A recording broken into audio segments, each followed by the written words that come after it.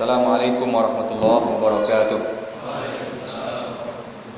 Bismillahirrahmanirrahim. Salatu wassalamu ala man la nabiyya ba'dah wa ba'd. Jemaah salat maghrib yang dirahmati Allah, kita akan melanjutkan kajian kita pada sirah nabawiyah atau sejarah hidup Rasulullah sallallahu alaihi wasallam. Kita telah membicarakan tentang kenapa kita harus belajar sejarah Rasulullah sallallahu alaihi wasallam dan bagaimana keutamaan Rasulullah sallallahu alaihi wasallam, dan juga kita sudah berbicara bagaimana sekilas tentang kondisi sebelum lahirnya Rasulullah sallallahu alaihi wasallam, sebagaimana kita sebutkan pada pertemuan yang lalu bahwa pada dasarnya negeri Arab itu berada di atas negeri Islam, ya, berada di atas negeri tauhid yang merupakan warisan dari Nabi Ibrahim dan Nabi Ismail alaihi salam. Tetapi sejalan berlalunya waktu, ya, tidak adanya orang-orang yang mendakwahkan ajaran tersebut, maka umat pun berada dalam kebodohan. Ya, maka ini yang menjadi perhatian para ulama. Bagaimana kalau ya sebuah negeri, sebuah tempat tidak ada para dai, tidak ada para tengku, tidak ada para ulama yang mendakwahkan Islam, ya, maka masyarakatnya akan hidup tidak mengenal Islam. Kalau sudah seperti itu, maka akan mudah masuk paham-paham yang tidak benar, masuk paham-paham sesat. Tapi kalau ya para dai-nya, para ustadz, para tengku mendakwahkan Islam dengan benar, ya, maka umat akan tercerahkan dan orang-orang tidak akan mudah memasukkan paham-paham yang tidak benar, paham-paham sesat. Maka kita lihat bagaimana Amru bin Luhai ketika itu dengan mudah kesesatannya diterima, bahkan sampai bagaimana kesyirikan itu merajalela di negeri Arab. Baik, kita akan sedikit masuk kepada nasab Rasulullah dan juga kelahiran Rasulullah SAW. Ya, nasab atau garis keturunan Rasulullah SAW. Ya, para ulama kita menyebutkan, termasuk dalam kitab ini, kitab Rohiqul Maktum yang ditulis oleh Syekh Sofiur Rahman Mubarakfuri rahimahullah. Beliau mengatakan bahwa nasab Rasulullah SAW itu ya adalah Muhammad ibnu Abdullah ibnu Abdul Muttalib. Ya, ini nasab beliau. Ya, Muhammad bin Abdullah ibnu Abdul Muttalib. Dan Abdul Muttalib ini adalah kakek beliau, ya, yang nanti akan mengasuh beliau setelah meninggalnya Rasulullah SAW, meninggalnya ibu Rasulullah SAW. Dan Abdul Muttalib ini adalah gelar. Nama aslinya adalah Syaibah. Nama aslinya adalah Syaibah. Dan Syaibah ini adalah anak Hashim. Ya, anak Hashim. Dan Hashim ini namanya adalah Amru. Jadi orang-orang Arab dulu memang biasa punya nama asli dan punya gelar. Ya. Jadi seperti Abdul Muttalib tadi, nama aslinya adalah Syaibah. Dan bapak dari Abdul Muttalib ini adalah Hashim. Hashim ini nama aslinya Amru.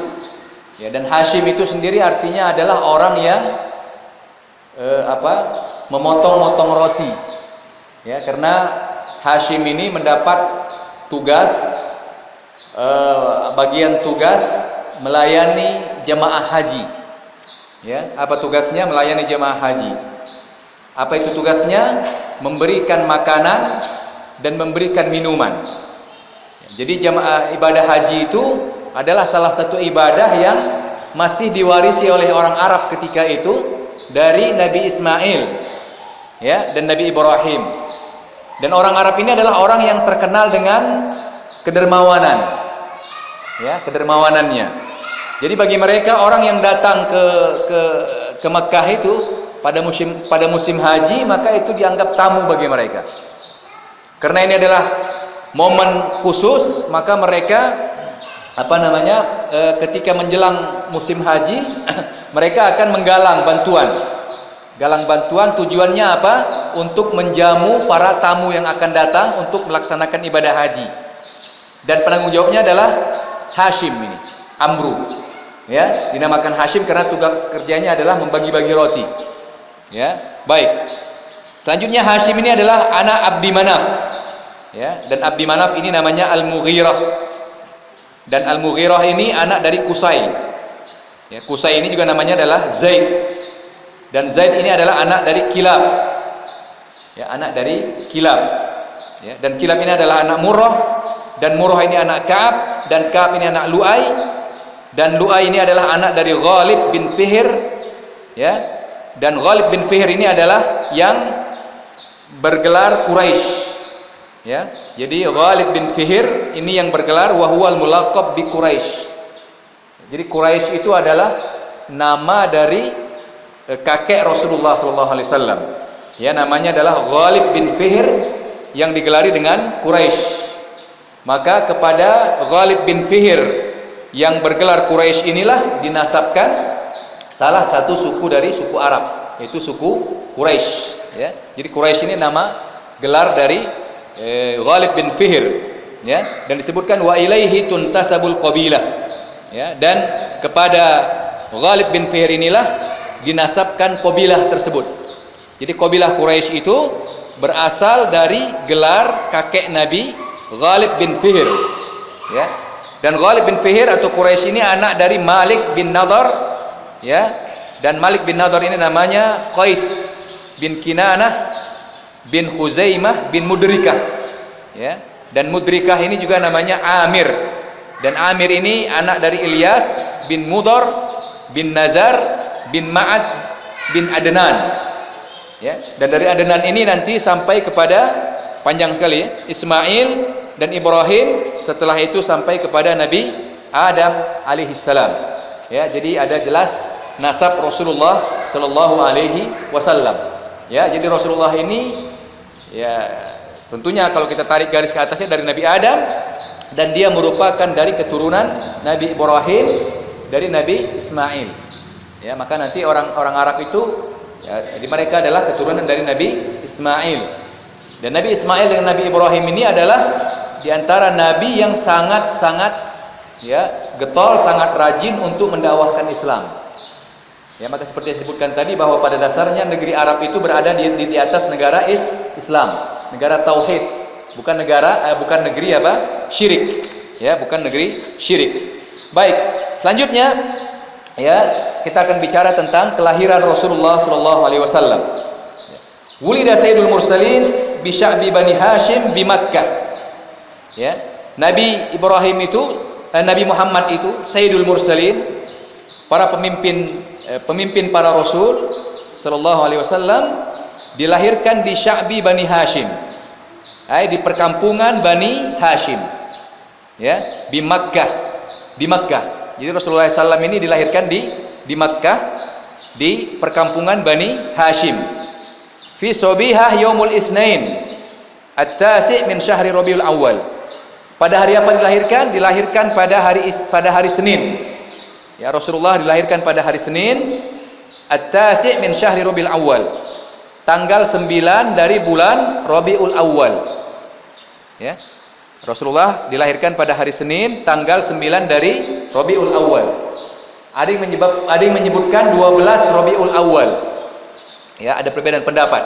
Ada yang menyebutkan 12 Rabiul Awal, tapi kalau Syekh Sofi Rahman Mubarakfuri ya dalam kitabnya ini Rahiqul Maktum menguatkan bahwa Rasulullah SAW itu dilahirkan pada tanggal 9 Rabiul Awal. Tapi ada pendapat lain mengatakan Rasulullah dilahirkan pada 12 Rabiul Awal. Pada tahun berapa? Li awwali amin min haditsatil fil. Dilahirkan pada awal tahun kejadiannya tentara bergajah. Jadi orang Arab dulu tidak punya kalender. Mereka punya bulan, tapi tidak punya tahun.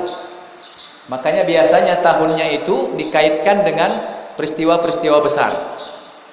Ya, maka termasuk peristiwa besar adalah kejadian tentara bergajah. Jadi orang Arab itu tidak punya tahun dulu. Makanya nanti Rasulullah SAW sendiri, Umar bin Khattab nanti baru menetapkan adanya tahun Hijriyah. Ya, karena mereka sebelumnya tidak mengenal tahun. Mereka mengenalnya bulan saja. Maka nanti sampai pada zaman Umar bin Khattab, ya, ketika Umar bin Khattab administrasinya sudah mulai tertib, ya, jadi kalau kirim perintah ke para gubernur pakai surat. Tapi para gubernurnya jadi bingung karena mereka punya bulan tapi tidak punya tahun. Ada beberapa surat bersamaan bulannya, katakan Rabiul Awal. Si gubernur begitu buka file bingung, ini Rabiul Awal tahun ini apa tahun lalu atau 2 tahun yang telah lalu. Maka mereka pun nanti akhirnya membicarakan bagaimana menetapkan tahun Hijriah. Ya, jadi tahun Hijriah itu sendiri ditetapkan setelah Rasulullah meninggal. Baik, jadi Rasulullah lahir pada hari Senin tanggal 9 Hijriah, tanggal 9 Rabiul Awal. Ada yang menyebutkan tanggal 12 Rabiul Awal, ya, pada tahun terjadinya atau disebutkan pada tahun gajah, ya, pada tahun terjadinya tentara atau penyerangan tentara bergajah. Tentara bergajah sendiri ini dipimpin oleh Abraha al-Ashram, ya, Abraha al-Ashram. Abraha al-Ashram itu artinya Abraha yang hidungnya pesek, cuil apa? Cuil lah, ya. Dan sumbing. Kenapa? Karena si Abraha ini adalah panglima yang diutus oleh Najasyi untuk mengamankan negeri Yaman. Ya, Najasyi di Ethiopia itu diminta bantuannya karena di negeri Yaman ketika itu, ya, yang mayoritasnya adalah orang Nasrani, dihabisi oleh ada raja yang kejam menghabisi orang-orang Nasrani yang ada di Yaman. Maka orang-orang Nasrani di Yaman minta bantuan kepada Najasyi untuk mengusir orang raja yang kejam ini. Maka Najasyi pun mengutus 2 panglimanya. Yang pertama namanya Abraha al-Ashram, yang kedua namanya Aryad. Ya. Maka 2 panglima ini diutus untuk mengamankan negeri Yaman. Setelah negeri Yaman bisa diamankan, 2 panglima ini berebut kekuasaan. Ya. Inilah kalau kekuasaan ini. Kadang-kadang kalau nggak dibarengi keimanan, ya, awalnya kawan, akhirnya menjadi lawan. Tapi memang mereka berjiwa panglima. Apa kata si Abraha al-Ashram dengan si Aryad? Kita sama-sama panglima. Ketika kita berebut kekuasaan, maka jangan ikutkan prajurit. Artinya apa? Kita yang perang tanding. Luar biasa. Jadi mereka nggak mau ngikutin, nggak mau diikutkan prajuritnya. Prajurit itu nggak usah ikut-ikutan sama kita. Yang berebut kekuasaan kita, ngapain prajurit ikut-ikutan? Jadi bagaimana? Kita perang tanding antara 2. Siapa di antara kita yang menang, maka dia yang berkuasa. Karena memang dua-duanya panglima, ya, maka mereka mengatakan kalau begitu kita perang tanding, perang, bacok-bacokan pakai pedang, ya. Akhirnya si Aryad ini bisa memenggal hidung si Abraha, maka hidungnya cuil, kena tubuhnya juga bagian sini, disebutkan seperti sumbing orang. Tapi akhirnya si Abraha bisa mengalahkan si Aryad dan dibunuhnya. Maka akhirnya si Abraha jadilah penguasa di Yaman. Ketika sudah jadi penguasa di Yaman, maka dia bilang, saya mau buat gereja menandingi Ka'bah yang ada di Makkah. Dia buat gereja, ya, karena dia Nasrani. Maka dia buat gereja, tujuannya ingin menandingi Ka'bah yang ada di Makkah. Dia buat tinggi sekali, besar. Ya, maka dinamakan Qulaisy. Orang Arab mengatakan Qulaisy. Qulaisy itu kalimatnya dari Qalansuwah. Qalansuwah itu peci. Ya, peci. Ya, sesuatu yang diletakkan di kepala untuk menutup kepala. Kenapa dikatakan Qulaisy? Katanya karena saking tingginya bangunan tersebut, jadi kalau orang lihat ke atas, ya, Qalansuwah atau pecinya itu bisa jatuh karena tingginya bangunan tersebut. Maka dinamakan Qulaisy. Ya, sama kalau kita ke Medan, mungkin Medan, Jakarta lah. Jakarta kan banyak gedung tinggi-tinggi. Bayangkan kalau kita ngelihat dari bawah gimana ngelihatnya? Nggak cukup gini, tapi begini. Ya, karena tingginya bangunan. Nah, si Abraha ini dirikan bangunan, ya, untuk menandingi Ka'bah. Ya, namanya Qulaisy. Kenapa dikatakan Qulaisy? Orang Arab menyebutnya Qulaisy karena sangat tinggi. Ya, sehingga kalau orang pakai Qalansuwah, pakai peci, ya, kalau untuk lihat ke atas itu hampir jatuh pecinya. Namanya Qulaisy. Dia bilang, saya ingin, ya, orang-orang Arab tidak lagi hajinya di Ka'bah, tapi hajinya pindah ke Yaman, ke Son'a. Ya, Son'a itu ibu kotanya Yaman. Sampai sekarang masih ibu kota. Ya, ke Son'a. Ya, dia bangun itu. Tetapi ternyata ini membuat orang Arab marah. Ya, baru mau nandingi bangunan lama. Ka'bah itu sejarahnya dari awal didirikan oleh malaikat. Ya, rusak karena banjir. Allah perintahkan lagi Ibrahim membangunnya bersama Ismail. Ya, punya sejarah lama. Datang orang baru membuat tandingan. Ya. Tetapi begitulah, karena memang Allah tidak izinkan itu, maka akhirnya disebutkan juga bahwa sampai ada orang-orang Arab yang datang marah membuat kerusakan di situ. Bahkan ada, mohon maaf katanya, yang sampai buang kotoran di Quraisy tersebut untuk menghinakan. Tapi si Abraha mengatakan dia, sehingga setelah orang-orang Arab melecehkan Quraisy ini, maka Abraha pun marah. Maka dia katakan, kalau begitu aku akan hancurkan Ka'bah tersebut supaya orang-orang tidak lagi beribadah ke Ka'bah tapi beribadahnya ke Yaman, ke Quraisy ini. Ya, maka tidak lama dia pun menyiapkan pasukan bergajah. Ya, inilah awal ceritanya kenapa si Abraha itu mau menghancurkan Ka'bah. Ya, maka dia siapkan pasukan bergajah dalam jumlah yang besar. Ya, termasuk gajah, ada yang mengatakan 8, ada yang mengatakan 12. Dan ada gajah yang paling besar. Ya, itu bisa dilihat kisahnya di tafsir Ibnu Katsir. Ya. Ibnu Katsir menceritakan agak detail juga itu di tafsir Ibnu Katsir ketika menjelaskan surah Al-Fil. Ya, juz amma. Itu nanti bisa dirujuk di situ, beliau sebutkan kisahnya itu. Ya, maka si Abraha ini pun menyiapkan pasukan besar untuk menghancurkan Ka'bah. Ada yang mengatakan 12 gajah-gajah besar, ada yang mengatakan 8. Ini selain gajah-gajah yang lain. Dan di antara gajah yang besar itu ada namanya Mahmud. Yang paling besar ini. Maka ketika Abraha berangkat dari Yaman, ada sebagian orang Arab yang tidak ingin ingin menghalangi si Abraha supaya jangan menghancurkan Ka'bah. Karena orang Arab, ya, bagaimanapun bandalnya mereka, Ka'bah itu masih sangat mereka hargai. Mereka tidak ingin kalau ada orang yang mengganggunya. Ya, sama sebagian orang Islam sekarang. Ya, walaupun tidak sholat, walaupun tidak apa, tapi kalau Islam itu dimain-mainkan dia marah juga. Ya, masih ada apa? Ya, sisa-sisa keimanannya lah kita katakan. Ya, begitu juga orang Arab ketika itu marah, mereka tidak mau. Ya, ada orang ingin menghalangi Abraha ketika di Yaman, tapi karena Abraha dengan pasukan yang besar dan Abraha juga adalah panglima perang yang hebat, maka dengan mudah dia mengalahkan pasukan-pasukan tersebut. Maka tidak lama sampailah dia ya ke dekat Ka'bah, ke dekat Makkah. Ya, sebelum masuk ke Makkah, maka Abraha pun mengutus utusan. Karena dia tahu Ka'bah itu ada pemimpinnya. Ya, ada pemimpinnya. Di antara pemimpinnya ketika itu adalah Abdul Muttalib. Ya, Abdul Muttalib. Maka Abraha mengutus utusannya, dia bilang sama utusannya, ya, coba kalian cari unta Abdul Muttalib. Ya, cari 200 ekor, tangkap, bawa sama kita.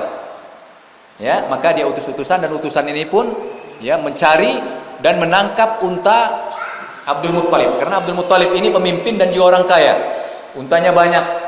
Ya, sama kayak orang Aceh besar nih. Orang Aceh besar kan kaya-kaya dia. Kerbau lembunya ya dilepas di hutan, banyak sekali. Kalau mau pesta panggil pawang, tangkap, nanti jual beberapa saja. Ya, orang Arab juga begitu dulu. Abdul Muttalib banyak sekali untanya. Ya, maka tapi orang-orang tahu ini unta Abdul Muttalib, ini unta siapa. Maka utusan Abraha ini pun mengambil 200 ekor unta tersebut dan menawannya. Tidak lama setelah itu maka Abraha pun ya mengundang Abdul Muttalib, dan mereka sudah dengar kabar bahwa Abraha datang untuk menghancurkan Ka'bah. Maka diundanglah Abdul Muttalib ya ke tempat Abraha. Maka Abraha mengatakan, memanggilnya ya. Si Abraha diceritakan itu termasuk di tafsir Ibnu Katsir. Si Abraha mengatakan, saya sangat menghargai Abdul Muttalib karena memang fisiknya besar dan orangnya ganteng. Ya, maka Rasulullah itu orangnya ganteng ya.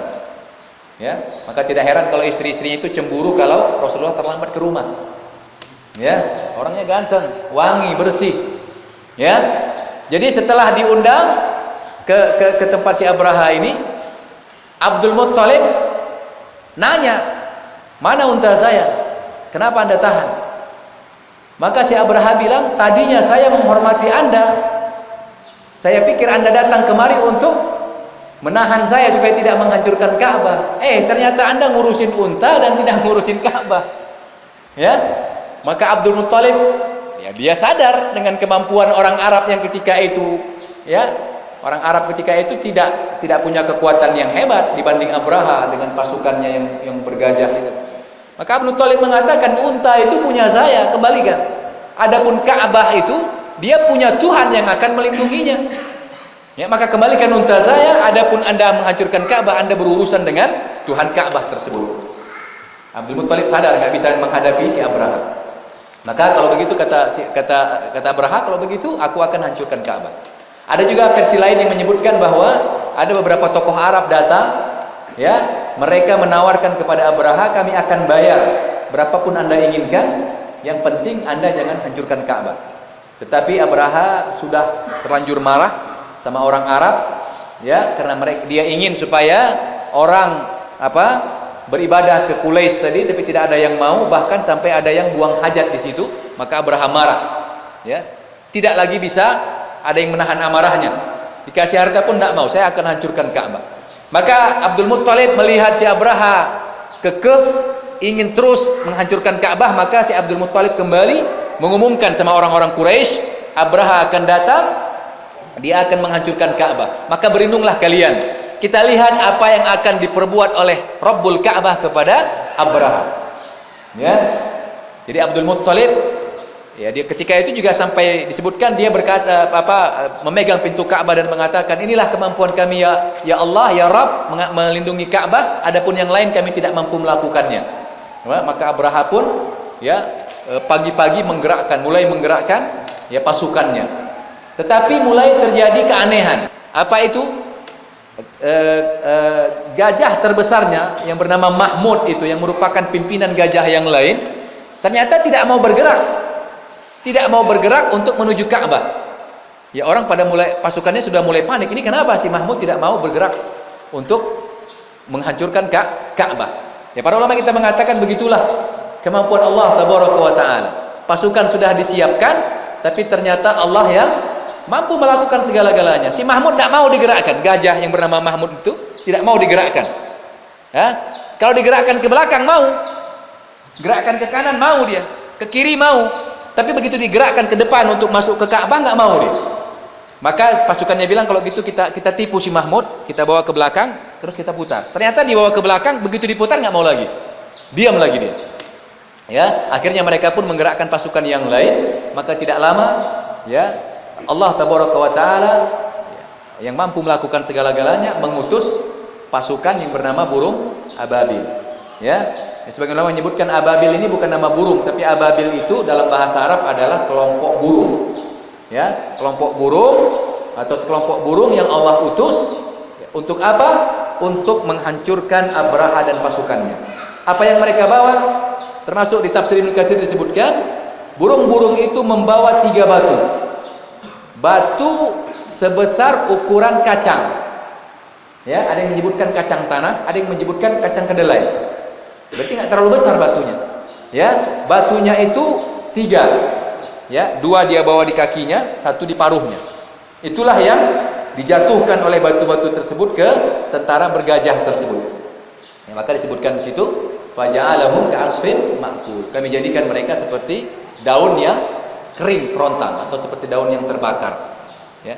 Nah, disebutkan juga bahwa ternyata Allah menyelamatkan si Abraha, tapi menyelamatkan dalam rangka disiksa. Bagaimana?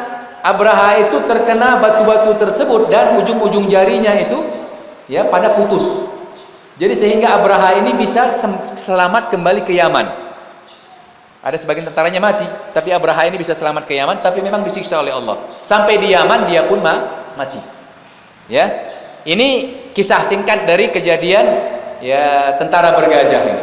Ya, para ulama kita menyebutkan bahwa memang kisah tentara bergajah ini memberikan pelajaran yang begitu banyak. Ya, bagaimana si Abraha ini yang pertama ingin menandingi Ka'bah, menandingi agama Allah tabaraka wa taala. Ya, jadi dia ingin melarang orang beribadah ke Ka'bah, tapi supaya orang beribadah ke Quraisy, di tempat yang dia buat. Maka tidak akan mungkin. Kata para ulama, tidak akan mungkin kita menandingi syariat Allah tabaraka wa taala. Meskipun dibuat syariat tandingan, tapi ujung-ujungnya pasti syariat Allah yang pasti akan menang. Yang kedua, bahwa Allah itu akan menjaga seluruh asetnya. Ka'bah aset Allah. Ya, syariat itu aset Allah. Ketika ada orang yang ingin mengganggunya, maka Allah akan turun tangan. Maka kata para ulama kita, hati-hati kalau kita ya main-main dalam urusan agama. Sekuat apapun. Abraha dinyatakan ketika itu termasuk pasukan paling kuat ketika itu. Tetapi dengan burung saja bisa hancur. Ya. Sebelumnya sudah ada Raja Namrud itu dengan apa? Nyamuk. Nyamuk Allah masukkan ke hidungnya sampai ke kepalanya, enggak dia bisa tahan, akhirnya mati. Ya. Dulu negeri Sabah yang begitu besar, mereka buat benteng, ya. Tapi karena mereka sombong, tidak mau ibadah, kufur sama Allah tabaraka wa taala, Allah utus pasukannya apa? Tikus. Grogoti benteng yang besar itu, akhirnya hancur. Jadi para ulama menyebutkan pasukan Allah itu cukup banyak, maka hati-hati ketika ada orang-orang yang ingin ya main-main dengan syariat Islam, syariat Allah. Ya, atau ada orang yang ingin, ya kalau bahasa sekarang kan ini lagi marak kriminalisasi ulama ya. Ini hati-hati. Ya, kata para ulama kita. Karena ulama itu para wali Allah. Ya, ketika dia dikriminalisasi, maka Allah akan datang mengkriminalisasi orang yang mengkriminalisasi para ulama. Udah banyak contoh. Fir'aun kita sudah pernah sebutkan kemarin, bagaimana dia ingin mengkriminalisasi Musa. Akhirnya dimatikan oleh Allah. Namrud ingin mengkriminalisasi siapa? Ibrahim, akhirnya dimatikan oleh Allah. Abraha juga begitu, ingin mengkriminalisasi rumah ibadah. Ya alhamdulillah di sini nggak ada ya, di Aceh ini. Kalau di Medan itu beberapa tempat saya melihat, karena di antara masjid yang itu juga termasuk keluarga saya pengurusnya. Direbut gara-gara ingin bangun plaza, gara-gara ingin bangun tempat bisnis. Ya, tapi ujung-ujungnya juga Allah bantu umat Islam. Ya begitulah. Ya, ini syariat Islam. Dan selanjutnya juga ya ini mengajarkan kepada kita ya bagaimana kalau ya Allah sudah ingin berbuat sesuatu, maka tidak ada yang bisa menghalangi. Allah tinggal utus pasukan, maka selanjutnya apa yang terjadi sesuai dengan keinginan Allah tabaraka wa taala. Dan ini juga kejadian tentara bergajah ini disebutkan para ulama kita sebagai salah satu irhasat, ya tanda-tanda akan munculnya seorang nabi. Ya, karena peristiwa ini disebutkan sebagian ulama, kejadian ini berselang tidak lama. Ada yang menyebutkan hanya berserang sekitar 50 hari. 50 hari setelah terjadinya penyerangan tentara bergajah ini, maka lahirlah Rasulullah Shallallahu alaihi wasallam. Ya, jadi Rasulullah dilahirkan pada hari Senin tanggal 9 Rabiul Awal. Ada yang menyebutkan 12 Rabiul Awal dan terjadi pada tahun Gajah. Ya, li arba'ina sanah khalat min malaki Kisra Anushirwan. 40 tahun setelah berlalunya masa kekuasaan ya Anushirwan, ya raja di Persia.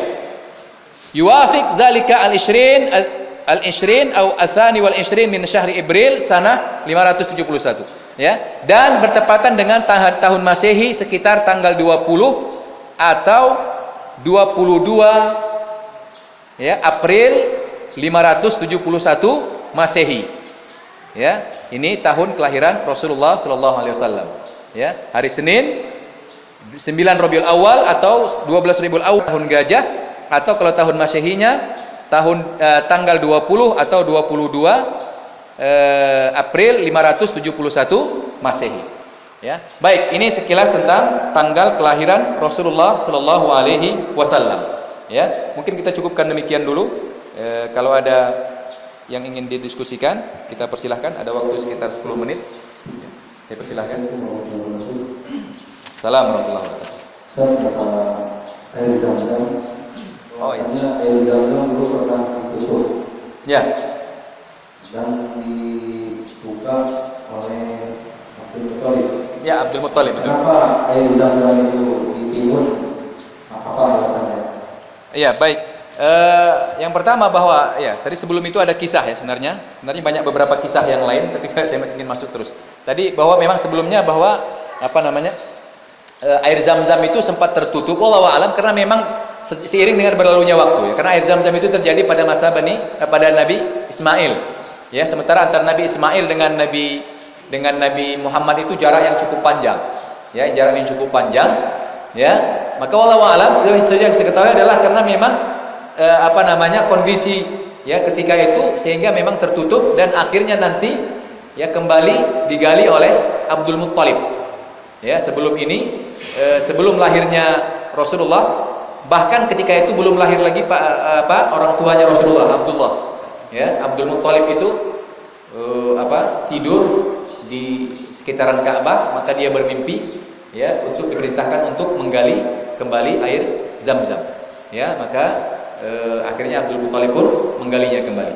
Ya. Adapun mengenai bagaimana tertutupnya wallahu alam, sejauh yang saya ketahui adalah karena memang waktu yang cukup lama ya sehingga tertutup ya. Wallahu taala alam. Ya, baik. Ada yang lain?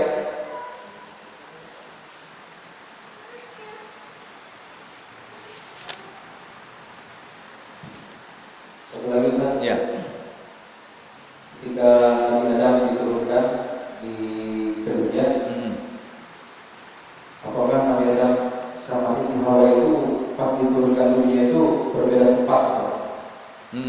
Apakah Nabi Adam di mana dan Siti Hawa itu di mana pas diturunkan ke dunia ini? Iya. Apakah satu tempat atau berbeda tempat ya? Ya. Ini juga hal yang sebagian ulama menyebutkan ya tidak dijelaskan secara detail sebenarnya di mana tempatnya Nabi Adam. Ada yang menyebutkan bahwa di tempat yang terpisah. Ya, tapi ada juga menyebutkan ya tidak dijelaskan tempatnya khusus di mana turunnya Nabi Adam tersebut. Ya, Allah taala alam mana yang lebih karena saya juga tidak mengkaji secara mendalam. Ya, di mana sesungguhnya apakah memang terpisah atau tidak. Karena kalau kita baca beberapa sejarah ada beberapa versi. Ada yang mengatakan terpisah, ada yang mengatakan juga tidak terpisah. Ya, wallahu taala alam. Baik. Ada yang lain mengenai kisah ini? Atau ya, kejadian yang lalu ya? Waalaikumsalam warahmatullahi wabarakatuh. Jadi saya pernah dengar bahwasanya saat banjir besar melanda, jadi Ka'bah itu yang terperebutkan lagi yang menjadikan Baitul Ma'mur yang sampai sekarang yang dibangun oleh kakek Rasulullah. Apakah itu menurut Ustaz gimana? Apakah memang Ka'bah yang aslinya pertama zaman Nabi Ibrahim dinaikkan ke langit menjadi Baitul Ma'mur dan sekarang Ka'bah yang dibangun oleh kakek Rasulullah? Iya. Jadi Ka'bah itu kalau kita lihat sejarahnya ya, para ulama menyebutkan itu yang pertama memang dibangun oleh para malaikat. Ya, dibangun oleh para malaikat. Ya, selanjutnya terjadi kerusakan, maka Allah pun perintahkan kembali dibangun oleh Nabi Ibrahim. Ya, Nabi Ibrahim bersama Nabi Ismail. Ya, Nabi Ismail. Ya. Jadi itu dibangun tetap pada posisi yang sama. Nanti setelah itu dibangun kembali oleh orang Quraisy.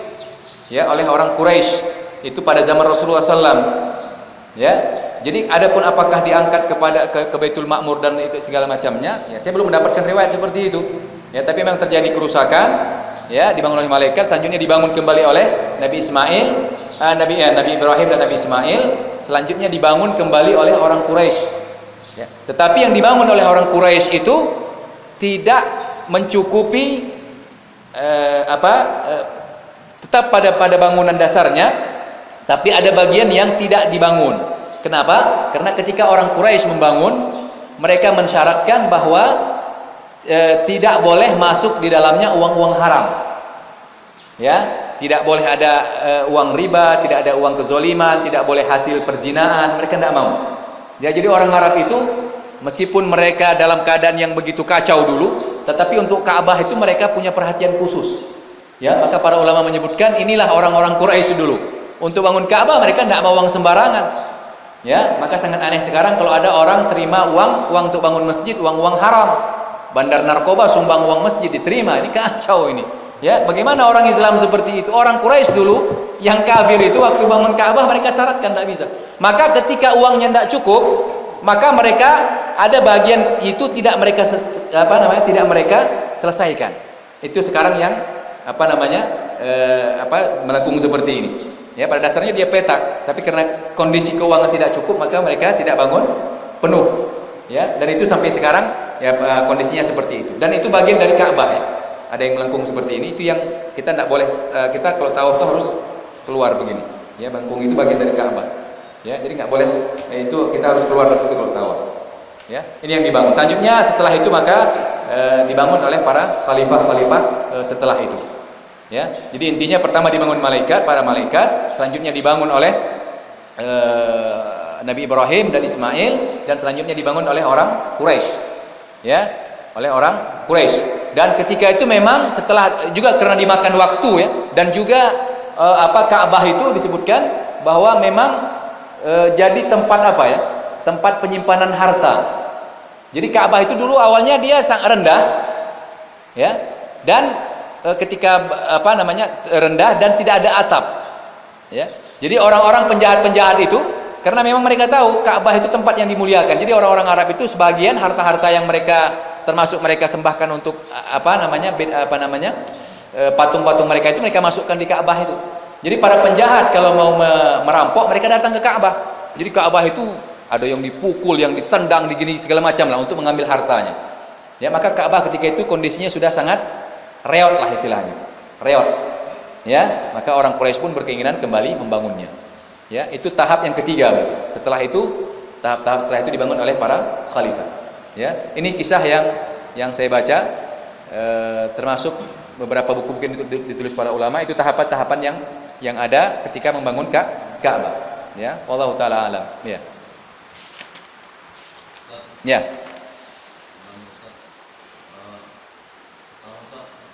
Fungsi Ka'bah itu sendiri Ustaz bagi umat Islam yang di luar Mekah. Terus apalagi apa tuh fungsi Hajar Aswad? Ya. Baik, yang pertama bahwa apa fungsinya Ka'bah itu ya. Ya tentunya Ka'bah itu adalah menjadi yang pertama itu adalah rumah Allah tabaraka wa taala. Ya, jadi Allah yang membangunnya. Ya, itu termasuk rumah Allah ya di dunia ini. Ya, selain Ka'bah ada masjid. Dan ini merupakan tempat yang sangat mulia. Yang kedua, fungsinya adalah sebagai tempat kiblat kaum muslimin ya ketika dia sholat. Ya, meskipun pada awalnya kiblat kaum muslimin itu berada kemana? Ke Baitul Maqdis. Selanjutnya Allah perintahkan ke Ka'bah. Ya, maka ini menjadi panduan atau kiblat atau acuan orang muslim yang ingin sholat.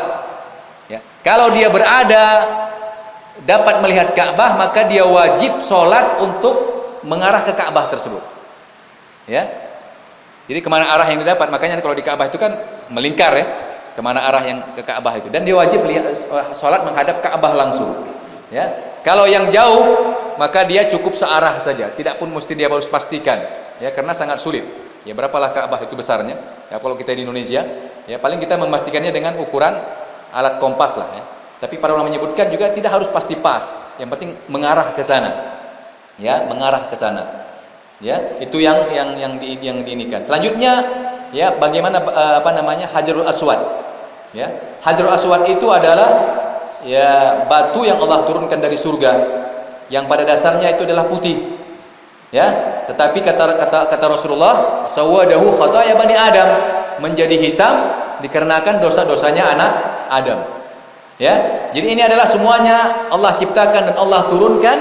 Ya, tentunya ini semuanya adalah merupakan bagian dari syariat dan kita diperintahkan untuk ya menghormatinya dan mengagungkannya. Tapi bukan berarti kita menyembah batu.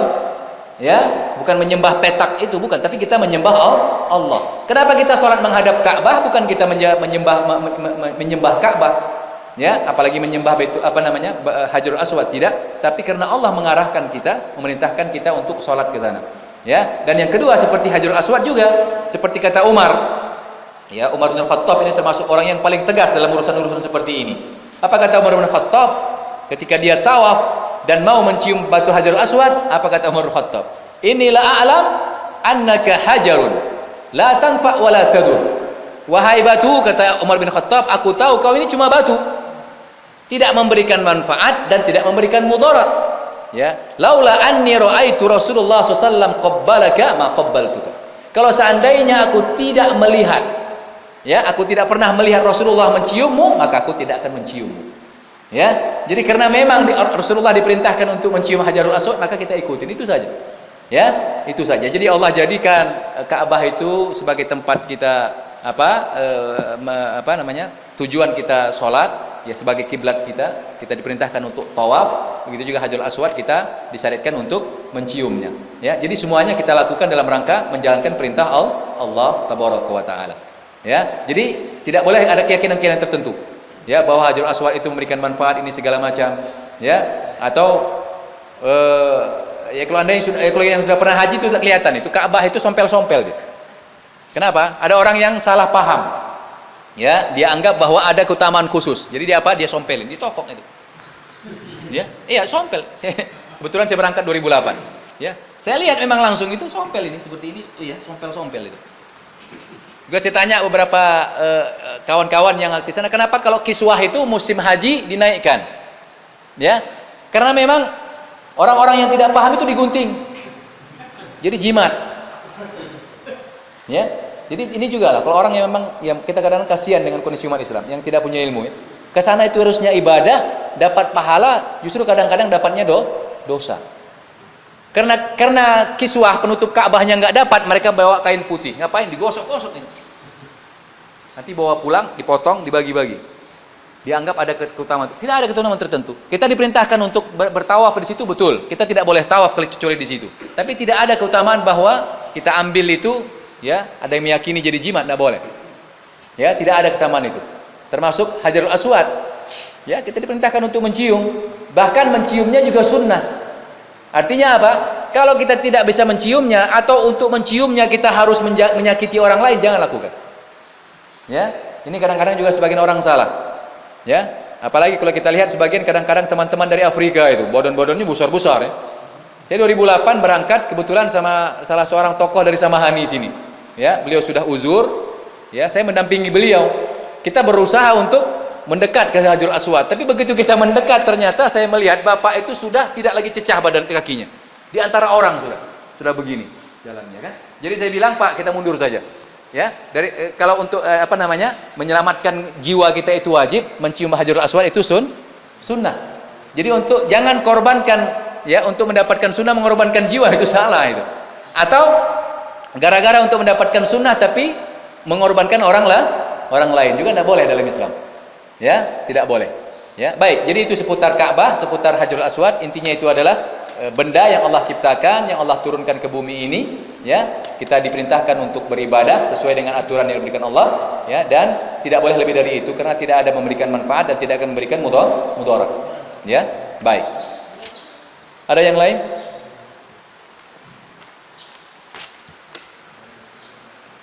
Sudah waktunya? Sudah habis ya? Baik. Kita sudah jam 8, kita akhiri. Mudah-mudahan bermanfaat. Ya, kurang dan lebih saya mohon maaf. Subhanakallah wa bihamdik, asyhadu an la ilaha illa anta, astaghfiruka wa atubu ilaik. Wassalamualaikum warahmatullahi wabarakatuh.